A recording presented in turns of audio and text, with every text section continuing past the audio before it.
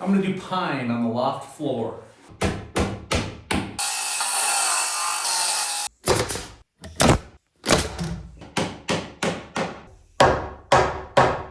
The nails aren't gonna fail.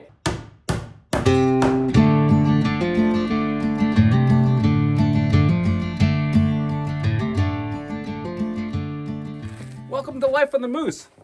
Welcome to the sunny 2024 edition of Life on the Moose. 2024, nothing but blue skies every episode.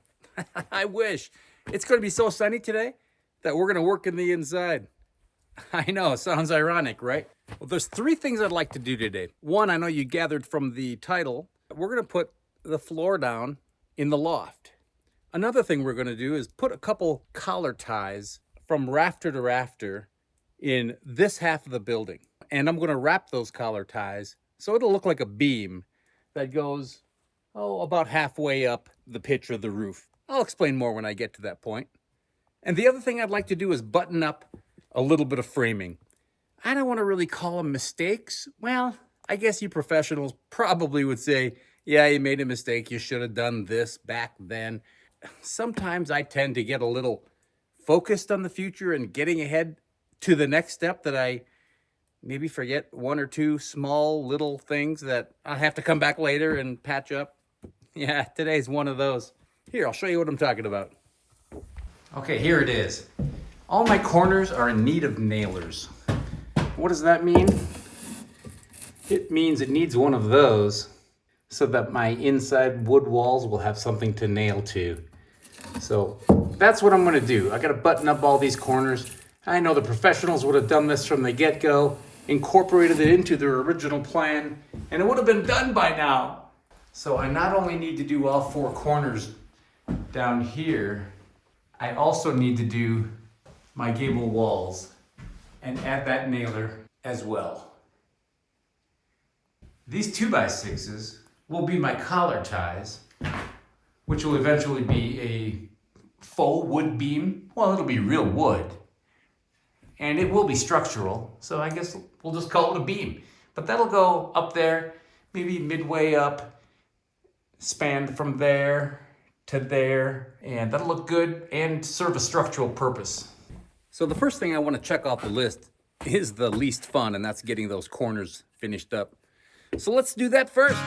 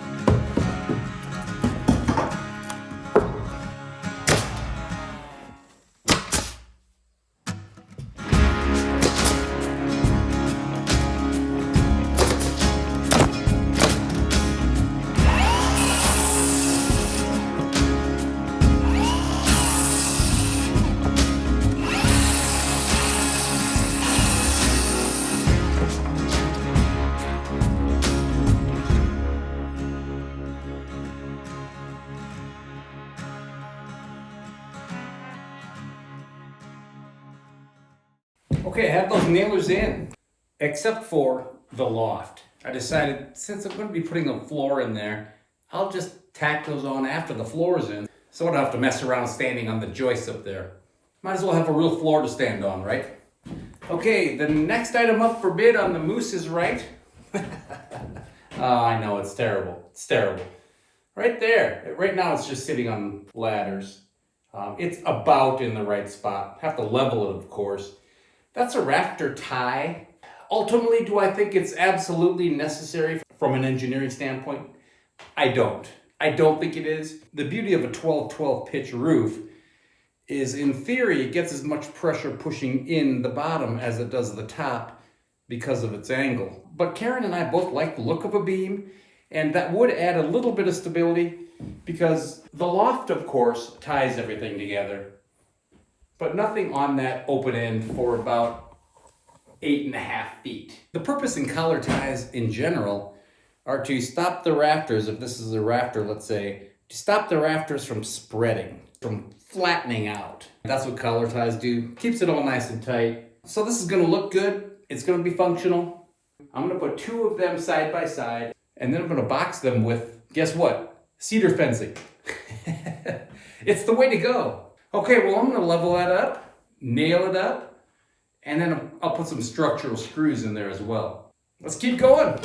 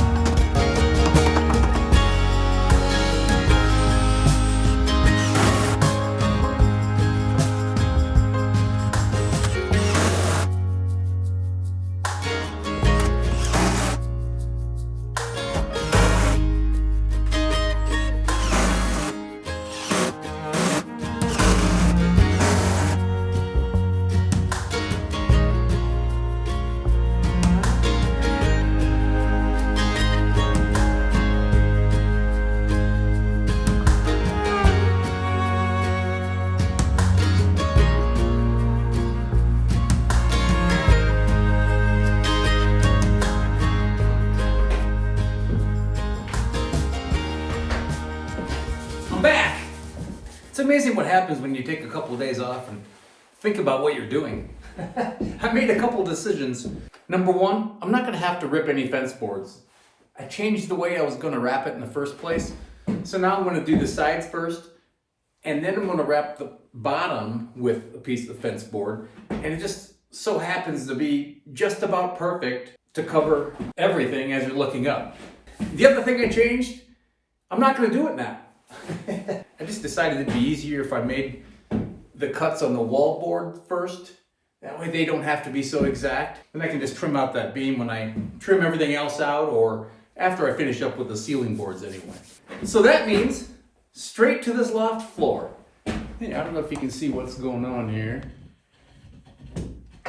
I still have a few of those 2x8s left over from when I was working up there putting that roof on. So I'm gonna take them away as I put the boards down, obviously, but I think I'll leave them up while I work, just so I have something to kneel on, a little easier than kneeling on these joists.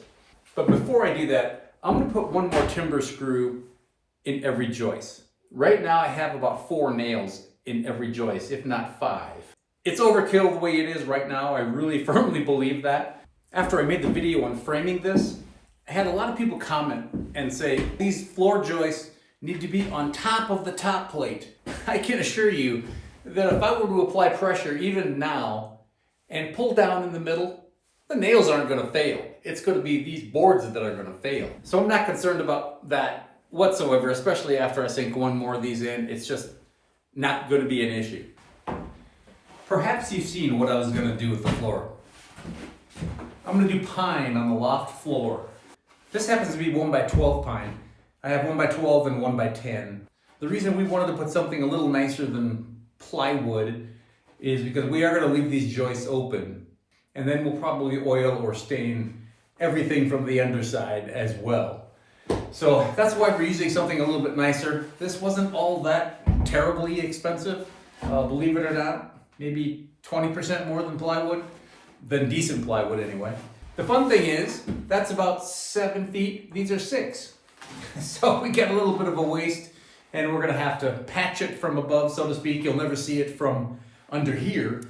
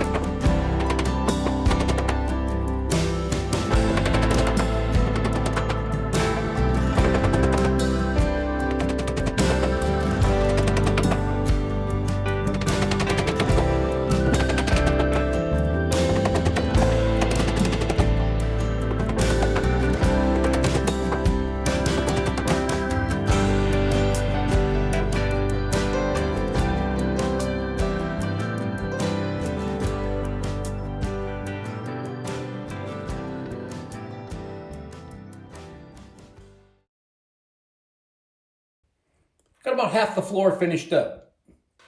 As you probably saw, I'm staggering my seams just to not line them up all the way across. I think I've mentioned this before. We're not out to build a piano. We're out to build a piano box. Pretty nice box. But that's our objective here. Halfway done, I think I'm gonna run out of boards. I think I'm gonna be 2 boards short. Gosh, I hate when I do that. There's only one way to find out, and that's to keep going. Also wanted to point out, I'm leaving these boards a little bit long. I don't want to take the time and try to get it close. I'm gonna just run a line at the end and cut all these at the same time. That way they're sure to be nice and flush with the front of this. And then we'll trim it out with something. Maybe cedar fence boards. All right, let's keep moving.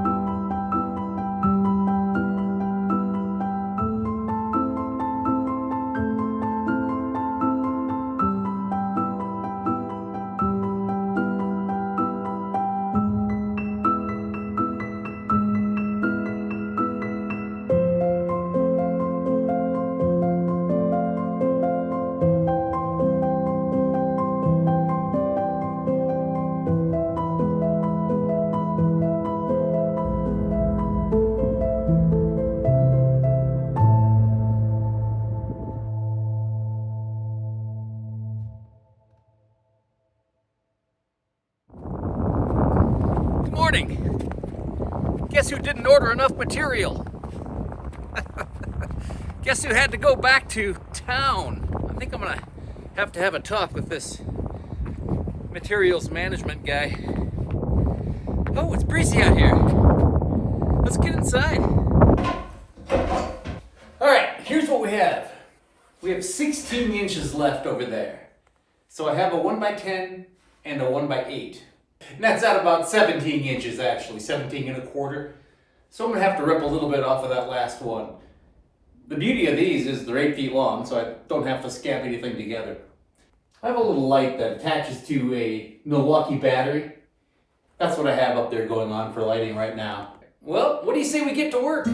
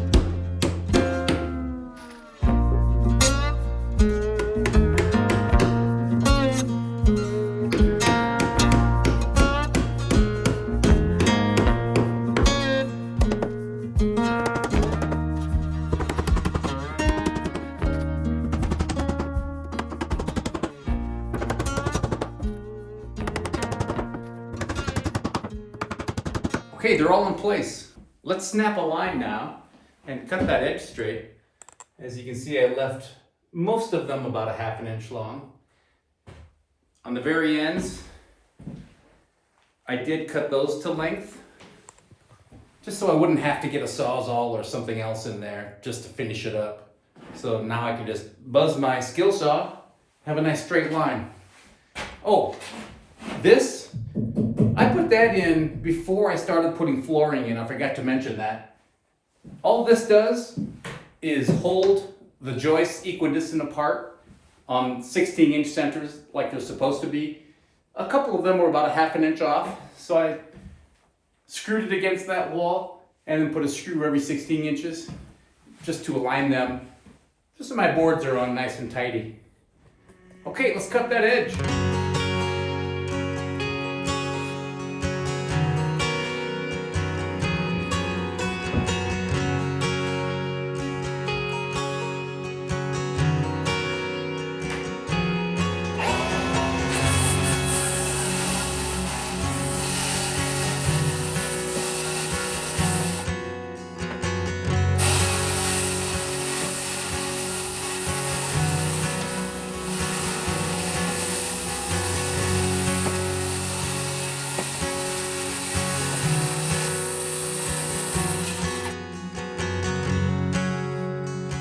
That.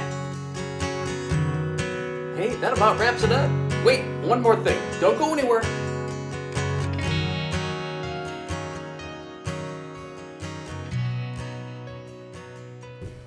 Okay, now we're finished. We did good work. Not to pat ourselves in the back or anything, but looks pretty good, huh? Is it perfect? No, it's not. It's not perfect at all. I'm not very interested in the super fine finishes, so we'll leave that for a condo in the city or something, but I'm very happy with this. I love the look of pine. I've always liked the look of pine floors. So I'm sitting here at the edge of this loft right now. Karen and I have decided on, actually we've narrowed the railing down to 2 different kinds of style. Okay, here are the final 2. One is putting a pipe, black pipe, maybe 2 rails between cedar posts. And the other idea for a railing is putting branches and twigs and kind of interweaving them along a panel or 2 right here, and having those between rail and a post. So interwoven branches or steel pipe. Which one would you rather see? And which one do you think we're going to choose? I'd be interested to know. I appreciate you tuning in and watching this video. I really do. It's taken me a little bit to figure out my interior shooting a video. Sometimes it's too dark, sometimes it's echoey, so I'm trying to figure it all out. So thanks for putting up with me. I appreciate you liking this video. I appreciate you subscribing. Come back next week, we'll do it again. Not exactly the same thing, that would be boring video. Yeah, that's probably not recommended for the YouTube success people. Okay, well that's it. I'm out of here. Thanks again. Take care.